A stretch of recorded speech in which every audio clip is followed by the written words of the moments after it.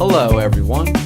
In this video we will learn what JSON is, what AJAX is, and how to use these two things together to pull new data into our web pages on the fly. Let's begin by looking at a demo of the finished product that we will be building together in this video. So on this page we have a heading and a blue button, and when I click the blue button, info for 3 animals gets loaded in. So info on Meowsy the cat, Barky the dog, and Purpaws the cat is loaded in, and if I click the blue button again, Whiskers, Woof, and Fluffy get loaded in, and if I click it one more time, the button disappears and Kitty, Pupster, and Tux appear. Now, using JavaScript to respond to click events and manipulating the page is nothing new. We've already learned how to do that in previous videos. The point of this example is that this content is being loaded on the fly. What do I mean by that? Well, if we view the source for this HTML page, so view page source, notice that we don't see any of those sentences about the animals. This is because when this page first loads, it doesn't contain any of that data. Instead, I've used JavaScript to say that when this button gets clicked, the web browser should go out onto the internet, download a tiny bit of new data from a different URL, and then again I use JavaScript to output that data into this empty div and onto the page. And all of this happens on the fly without a page refresh. This might not be the most exciting project in the world, but I promise it will teach you the basics of JSON and AJAX. Let's get started. Alright, so behind the scenes I just removed all of the JavaScript from this page. So now if I click the button, absolutely nothing happens. So now you and I can start from this same beginning and move forward together. So if I jump over to my text editor, we will review this HTML a bit later in the video, but it's not important for now. All that is important right now is that you create a new HTML file on your computer so you can follow along. And be sure to include a reference to a new JavaScript file. If you're not sure how to do that, I recommend watching my JavaScript in half an hour video. But for now, let's keep things rolling. So I'm going to jump over to my brand new, completely empty JavaScript file, and let's write some code. Now we'll need to learn how to walk before we can run. So what I mean by that is before we learn how to tell the browser to go download new data from a different URL, before we do that, let's first learn about the most common way of storing and working with data in JavaScript, which is JSON. It all boils down to 2 things: objects and arrays. Let's talk about objects first. So let's say I want to store data about a cat, and I want all of this data to live within one variable or one object. So I could create a variable and name it my cat and say that it is an object. And then I can assign it different properties and values. So I can say that the object should have a property named name, and then we assign it a value. So maybe the cat's name is Meows a lot. And this object can have a different property. So let's add a species property and give it a value of cat. And let's add one more property named fave food. And we'll give it a value of tuna. All right, so this is an object. Now, if I wanted to access the cat's name somewhere else in my code, I would just type my cat dot name. And this would return a value of Meows a lot. Or if I wanted to access the cat's favorite food, I would just say my cat dot fave food. And this would return a value of tuna. All right, so this is an example of how to access data that lives in an object. Now let's talk about arrays. Let's imagine I want to create a single variable that contains all of my favorite colors. So to do that, I would use an array. So let's delete this, and instead let's create a new variable. I will name it my fave colors. And let's tell it to be an array. So we say equal and then a pair of square brackets. And an array is just a comma separated list. So I would list my first favorite color, blue, and then a comma, and then I can include another value. So green, and then a comma, and I can include another value, purple. All right, so this is an array. And if I needed to access the second item in the array, so the value of green, if I wanted to access that somewhere else in my code, I would just type my fave colors, square brackets, and then the number 1. We would use the number 1 to access the second value because arrays are 0 based. meaning you would access the first value with a 0 here instead of a 1. You access the second value with a 1, you would access the third value with a 2, so on and so forth. All right, so this is how you access data that lives in an array. So to recap, so far we've seen an object by itself, we've seen an array by itself. Now what if we do something crazy and combine the two? So for example, what if we wanted to have a single variable that contained data for multiple pets? We can do that by creating a new variable. So let me delete this line. Let's create a new variable named the pets. Let's tell it to be an array.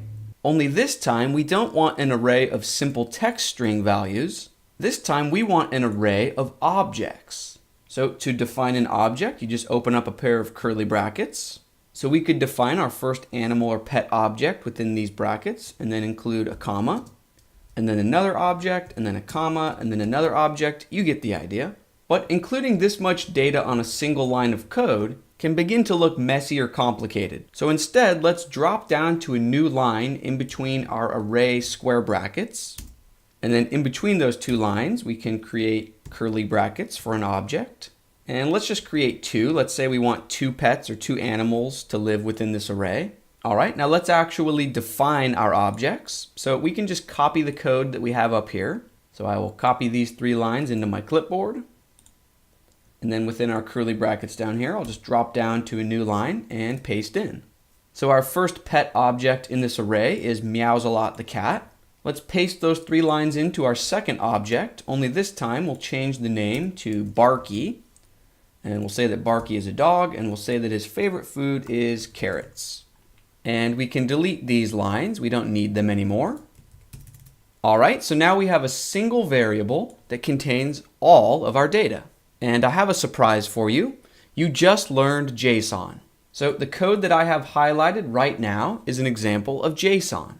Objects and arrays nested inside each other. JSON is just a popular and agreed upon format for sending, receiving, and storing data.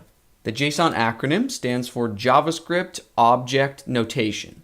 All right, and as an example, if we wanted to access Barky's favorite food somewhere else in our code, we would just type out the name of our variable, so the pets. It's an array, and we want to access data that lives in the second item of the array. Arrays are 0-based, so to access the second item, we would say 1. And then it's an object, so to access one of its properties, we just include a period, and then the name of the property we want, and that's it. So this would return a value of carrots. As another example, if we wanted to create HTML paragraph elements with sentences for each object that read Meowsalot is a cat that loves tuna and Barky is a dog that loves carrots. If we wanted to do that, we would just loop through this array and create an HTML text string and then add it to the DOM. Now we will learn how to do exactly that step by step in detail a bit later on in the video, but for now let's keep things rolling. So we've learned about JSON, now let's learn about AJAX. Alright, so we have a bit of JSON data here, but in the real world you typically won't have JSON data just conveniently sitting in your JavaScript file like this. In the real world, you'd probably need to load JSON from a dynamic source like another URL that is powered by a database. So let's make it our goal for the remainder of this video to load the JSON data from this URL. I encourage you to follow along on your computer, so you can either pause the video right now and type out this URL, or the easier option is to just copy and paste this URL by finding it in the description for this video. Either way, our goal for the remainder of this video is to use JavaScript and AJAX to visit this URL and download this JSON data on the fly so that we can use it on our web page. Okay, so to get started, let's jump back to our JavaScript file and let's delete everything we have and start fresh. All right, now the process of sending or receiving data on the fly without a page reload is known as AJAX. And we'll learn what that acronym stands for in just a moment.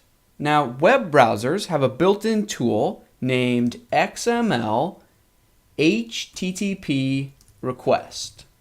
And this tool will do the heavy lifting for us. This tool will establish a connection with a URL that we specify, and then it lets us send or receive data.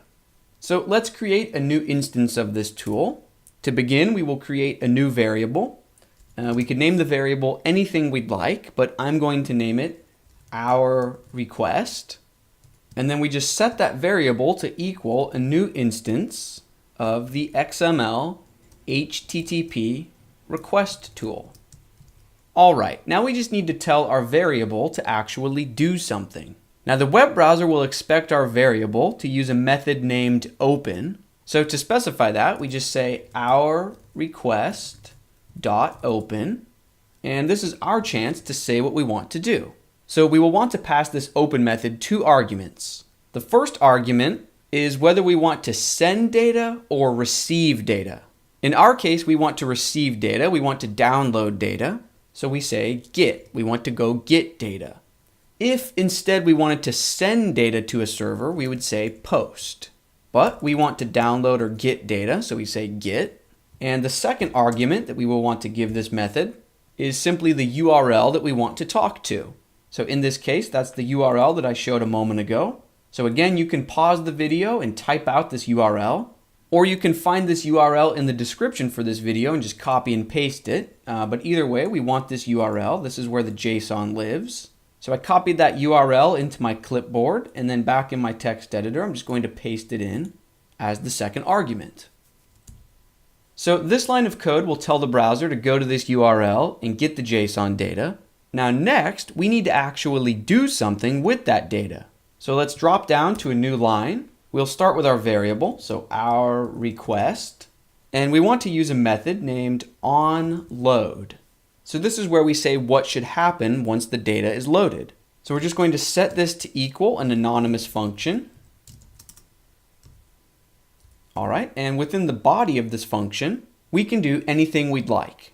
Just as a quick example or a quick test, let's log out the JSON data that we download out to the console. So console.log, and we can access the data that we just downloaded by saying our request.response text. All right, so at this point, we've defined our request. The final step is to actually send the request. So we just say our request.send. All right, so if I save this and visit my HTML page in the browser and refresh, and if I view my developer tools console, perfect. So here we see the content from the URL that we specified. Okay, so we logged that out to the console as a proof of concept. Now let's try to do something more useful with the data. Let's try saving it to a variable. So back in our text editor, within the onLoad function, let's delete this line where we log it out to the console. And instead, let's create a variable. We could name it anything we'd like. I will name it our data, and then just set it to equal the contents from the URL that we specified.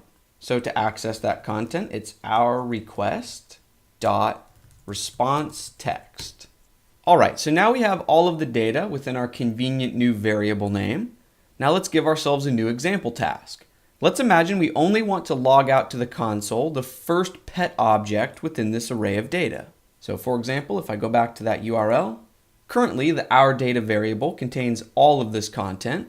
And just as an exercise, let's try to log out only this first object out to the console.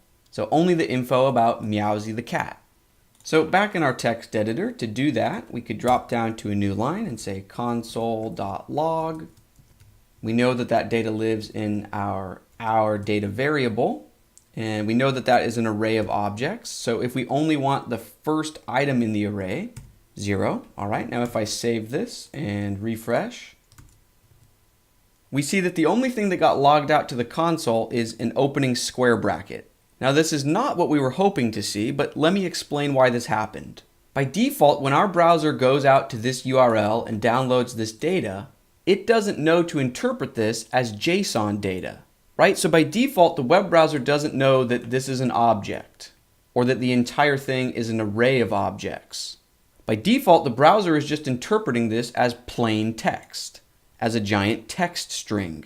So back in our text editor, when we said go into the our data variable and return the first item in the array, our browser says, okay, this data is just a simple text string, not a traditional array. And the first item in the text string, if you treat a text string like an array, is just this opening square bracket. So that's why that's all we received when we tried to log it out to the console. So obviously the solution here is to tell our browser to not view this as a giant text string, but instead to interpret it as real JSON data, as objects and arrays. So back in our code, when we are taking the response text or the content that lives at the URL and saving it into our variable, we want to first tell the browser to interpret this as JSON data. So let's delete this. And instead we can use a tool that our browser has built into it. So JSON.parse. And then within these parentheses, we can include the content that gets pulled in from the URL. So now we can say our request.response text. So now the content that lives at that URL will be passed through our browser's JSON filter. So if we save this and refresh our web page and check out the console, perfect. We see only the first object on Meowsy the cat. And congratulations, you just performed your first bit of AJAX. Let's take a minute to talk about the AJAX name. So the AJAX acronym stands for Asynchronous JavaScript and XML. The word asynchronous in this context just means in the background or not requiring a page refresh. And if you're wondering what XML is a data format that's very similar to JSON. Now we are not going to actually use XML, we are using JSON instead. So I guess you could call what we're doing AJAX instead of AJAX, right? So it's asynchronous JavaScript and JSON. Because in recent years, JSON has replaced XML as the more popular data format. So JSON has become the industry standard data format. But XML was very important for a very long time. And overall, XML was very important to the history of modern web development. So that's why the AJAX name sticks, even though most of us are using JSON instead of XML. And just in case you were curious, this also explains why the browser's built-in tool is named XML HTTP request. We are technically using this tool to go out and download JSON, not XML data. But again, XML was so integral to the history of web development that the name just kind of stays around, even if that's not exactly what you're doing. All right, let's move on. Now at this point in the lesson, we've learned what JSON is, we've learned what AJAX is, and we've successfully pulled in data on the fly and saved it to a variable. So now, for the remainder of this video, it's really just a matter of completing generic JavaScript tasks, right? So number one, we need to respond to the blue button click events.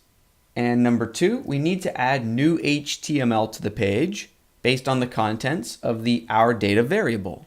All right, so let's get to work. Currently, our code is set up so that our AJAX call to download new data runs as soon as the page loads. And we don't want that. We only want to go and download the new data if and when someone clicks the blue button. So let's begin by adding an event listener for this blue button, and then we will only run our AJAX call when that event is triggered. So to begin, let's create a JavaScript variable that points towards the blue button HTML element. So in my HTML file, here is the blue button element, and you can see that I've given it an ID of button or BTN.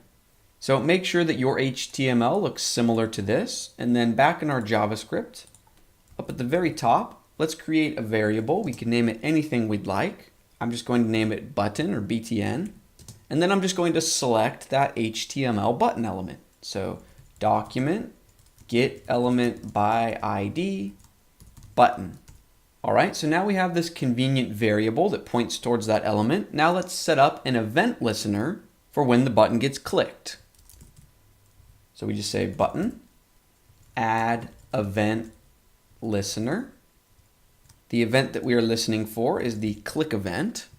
And then what do we want to actually happen when it gets clicked? Well, instead of calling a specific function, let's just open an anonymous function here. All right, and now within the body of this anonymous function, we can just cut and paste our AJAX call. So all of these lines that we wrote earlier, I'm going to cut them into my clipboard. And then within this anonymous function, I'm just going to paste in my clipboard. All right, so if I save this and refresh in the browser, notice that my console is empty, but as soon as I click the blue button, now if I check my console, we see that our AJAX request ran successfully. All right, next, we don't actually want to log anything to the console, That was just for testing purposes. What we actually want to do is add HTML paragraph elements for each animal that says their name, their species, so on and so forth. So back in the text editor, within our onLoad function, let's remove this line where we are logging data out to the console. And we could technically write code here that adds HTML to the page. But in order to stay organized, why don't we create a new function down at the very bottom of our file whose sole job is to create and add HTML to the page. So this way our code stays organized. So let's create a new function. We can name it anything we'd like. I'm going to name it render HTML. All right, we will build out what this function actually does in just a moment. But first, within our AJAX call, now we will simply call the render HTML function. So render HTML, and we want to be sure to pass this function the OurData variable so that it can work with the data. So within the parentheses, when we are calling the function, we can just pass in OurData. All right, now within the signature for our new custom function, within these parentheses, we just need to include one parameter name. We can name it anything we'd like. Let's just call it data for short. All right, and now within this function, we can access the JSON data that got pulled in with AJAX by simply saying data, okay? But let's start simple. So remember, this function's job is to add HTML to the page. More specifically, it's going to add HTML to this empty div element. Notice that I've given the empty div element an ID of animal info. So make sure that your HTML looks similar to this. And then within our JavaScript, up at the very top, let's create a variable that points towards the empty div. So variable, we can name it anything we'd like. I will call it animal container. And then we just select the empty div. So document get element by ID. And it had an ID of animal info. All right, so now within our render HTML function, we can target that empty div by using its variable. So animal container. And then we can use a method that is available to all DOM elements named insert adjacent HTML. Let's say that we want to add HTML right before the end of this element. So we say before end, comma, and then the second argument is simply the content or HTML that we want to add.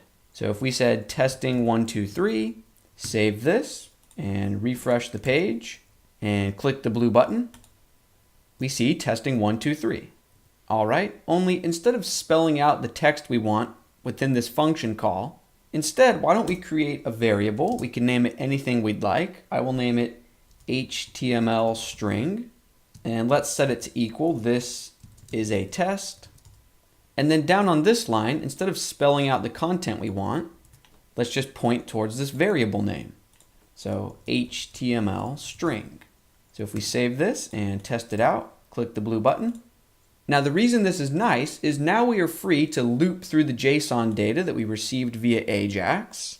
We can loop through that data and just continually add on or concatenate to this variable.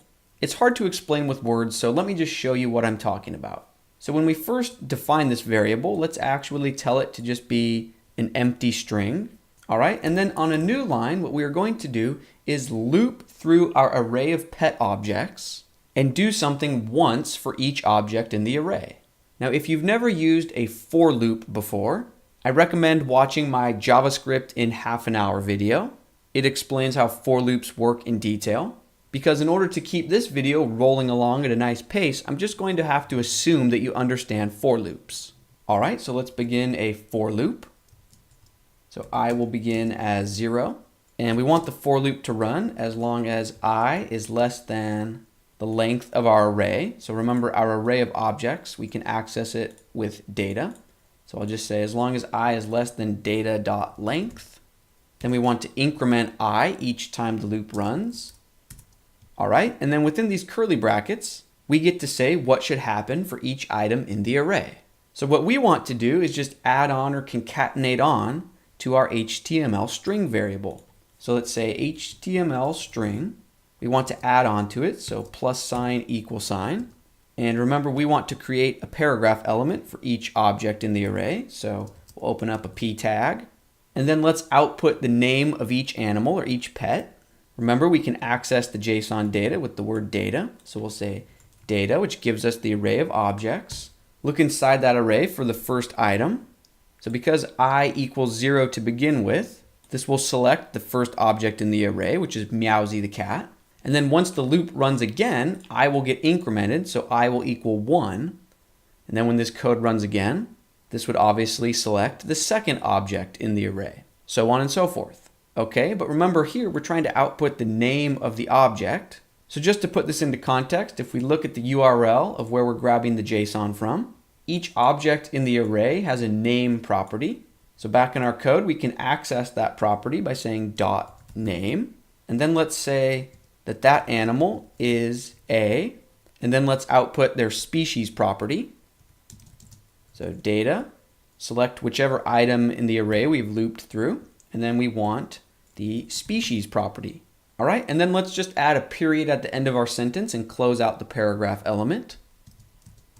So we'll add a period and we'll close out the paragraph element. All right, let's save this and refresh our page and hit the blue button. Perfect. We see Meowsy the cat, Barky the dog, and Purpaws the cat. But what if we click the blue button a second time? Well, currently that will load the same 3 animals again, which is not what we want. We want to load new data for 3 different animals. So check this out. If I go back to that URL that we are loading with AJAX, notice that the URL ends in -1.json. And if I visit a slightly different URL of -2 instead of -1, notice that this URL has information for 3 different animals. So Whiskers the cat, Woof the dog, and Fluffy the cat. So a big part of AJAX is requesting data from the right URL at the right moment. So let's adjust our code so that the first time someone clicks on the blue button, we load the -1 URL. The second time the button gets clicked, we load data from -2. And the third time the button gets clicked, we will load -3.json, and we will hide the blue button so that it cannot be clicked a 4th time. Okay, so to do that, let's begin by jumping over to our JavaScript. And up on the very first line, let's create a new variable that equals 1. And then we can increment or increase that variable by 1 each time the button gets clicked. So let's create a variable. We could name it anything, but I will name it page counter. And we want it to begin with a value of 1. All right, next, on the line where we specify which URL we want to download data from, we want to make this URL dynamic with the help of our page counter variable. So here's the URL that we are currently downloading data from. And if I scroll to the right a bit, here we see the -1 part of the URL. Let's replace the hard-coded value of 1 with our page counter variable. So we'll close out that first quote, and then we'll add in our variable. So page counter, and then we will just add in this closing string. All right, and then if I scroll back to the left, after this line of code where we send our AJAX request, we just want to increment our page counter value by 1. So we can just say page counter ++. Okay, so now when someone clicks the blue button for the first time, page counter will have a value of 1, so it will load the -1 JSON file. Right after that happens, the variable will be incremented, so then it's 2. So then obviously the next time we click the button, it will load the -2 JSON file. All right, so let's save this and take it for a spin. First click, we see Meowsy, Barky, and Purpaws. Second click, Whiskers, Woof, and Fluffy. And third click, Kitty, Pupster, and Tux. And if I click the button a 4th time, nothing happens. And if I check the console, we actually see an error message. So you can see that it's trying to find the URL that lives at animals-4.json. And that file doesn't exist. Okay, so if we know that the server only has animals-1 through 3, after the 3rd click, we should have this blue button disappear so that it can't be clicked any longer. So to make that happen, back in our text editor, after the line where we increment our page counter variable, let's just add an if statement. And we'll say if the page counter variable is larger than 3, if that's the case, if that's true, then let's add a CSS class to the button element that hides it. So we have our button variable that targets that element. We will adjust its class list. We will add a CSS class named hide me. So you will want to add a bit of CSS to your page. You'll want to add a class named HideMe and set its display value to none, or set its visibility to hidden. You get the idea. So if I save that and refresh the page, 1 click, 2 click, 3rd click, the button disappears. Perfect. Okay, now all that's left is to also output each animal's favorite and least favorite foods. So for example, if we look at the raw JSON data that we are working with, we know that we have the name property and the species property. We also have a foods property, which in and of itself is an object that contains other children properties. So the foods object contains a likes property and a dislikes property. And notice that the values for the likes and dislikes properties are actually arrays. So Whiskers the cat likes multiple foods. He likes celery and strawberries. This is the neat thing about JSON. It lets us nest objects inside of objects. And it lets us nest arrays inside of arrays. All right, so for this last part of the video, let's work on outputting the favorite and least favorite foods onto the page. So back in our text editor, let's scroll down to our render HTML function. And on this line, we no longer want to end the sentence and end the paragraph element. So instead, let's change this to read, blank name is a blank species that likes to eat. All right, and then on the next line, we will list and loop through their favorite foods. So let's drop down to a new line. And remember that currently we are in a for loop. So the code we write here will run once for each object in the array. So we just want to look for the current object's foods property. And we want to look inside it for the likes property, which is an array. And then we just want to loop through that to list out all of their favorite foods. All right, so back in our code, to loop through that array of favorite foods, we will want to use a for loop nested within our current for loop. So we'll say for. Let's use double I for our counter to loop through this nested favorite foods array. So we'll say that as long as double I is less than the length of the favorite foods array, so we'll say data, the current object in the array that we have looped to, and then we want to look inside it for the foods property. And then inside that, we want to look for the likes property, and we want to find out how many items there are in it, so dot length. All right, and then the final part of our for loop, we want to increment II by 1. All right, and then let's open up a pair of curly brackets. So now anything we write will run once for each of the favorite food items. So we just want to concatenate them to the HTML string.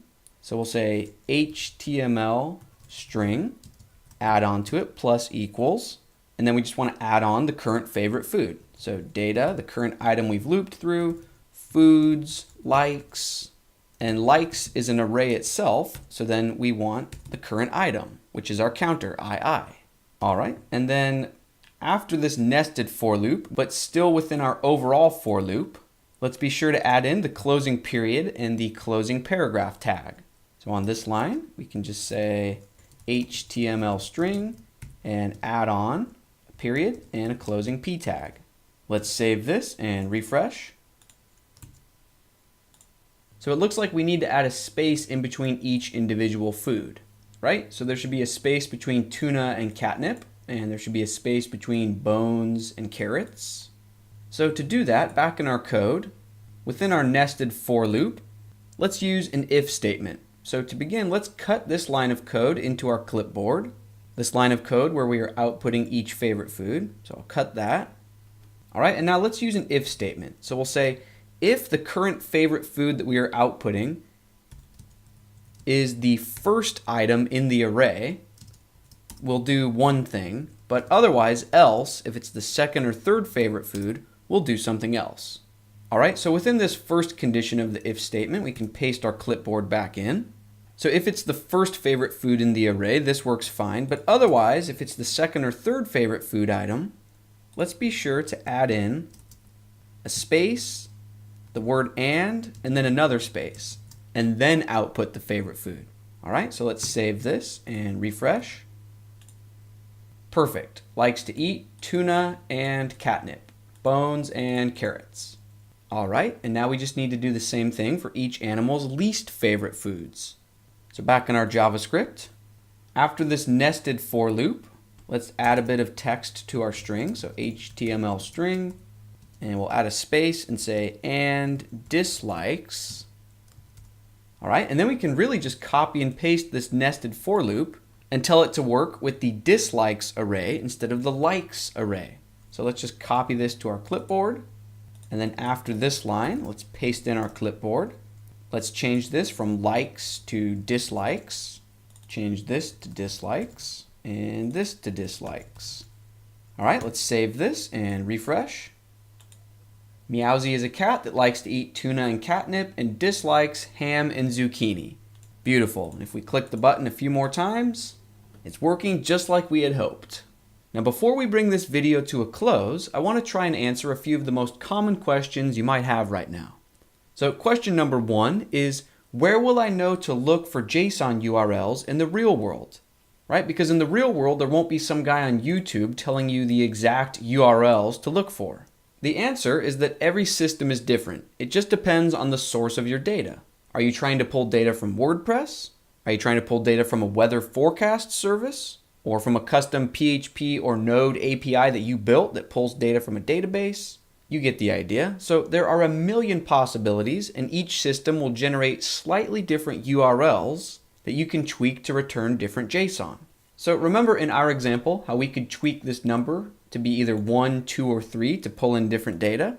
Well, in the real world, many of the JSON URLs that you visit will have parameters that you can include in the URL to control how many items are returned, which items are returned, and the order that they are returned in, so on and so forth. If you're interested in learning more about that, you can look up REST APIs.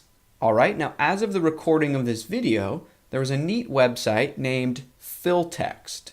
This website has a bunch of example JSON endpoint URLs that you can experiment with if you feel like practicing AJAX.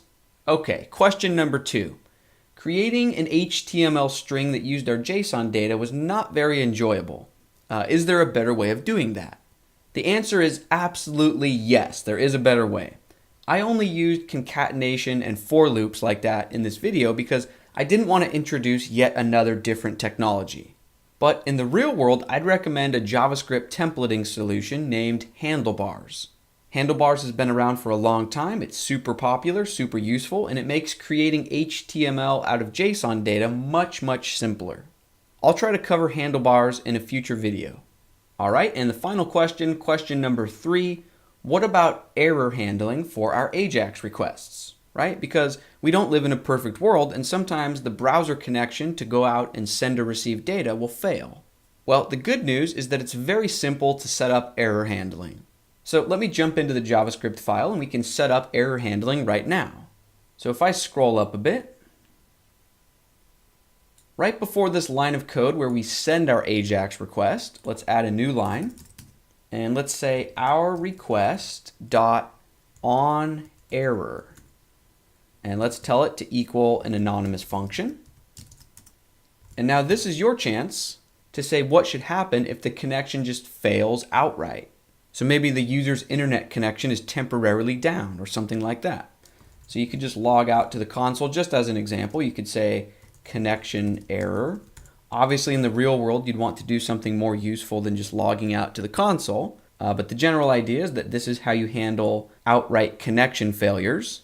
And then there will be other times where your internet connection is working just fine and you're able to connect to the URL or server that you're trying to connect to. But for whatever reason, the server itself returns an error or the data just doesn't come through correctly. And to cover that case, we can just add another layer of error handling. So within our onLoad function, let's add a new line and let's add an if statement to look for potential errors. So we'll say if our request dot status, if it is equal to or greater than 200 and that same value, our request.status, is also less than 400. This means that we were able to successfully receive the data. So if things are successful, we just want to run the code that we already had. So I'm just going to cut these two lines into these curly brackets.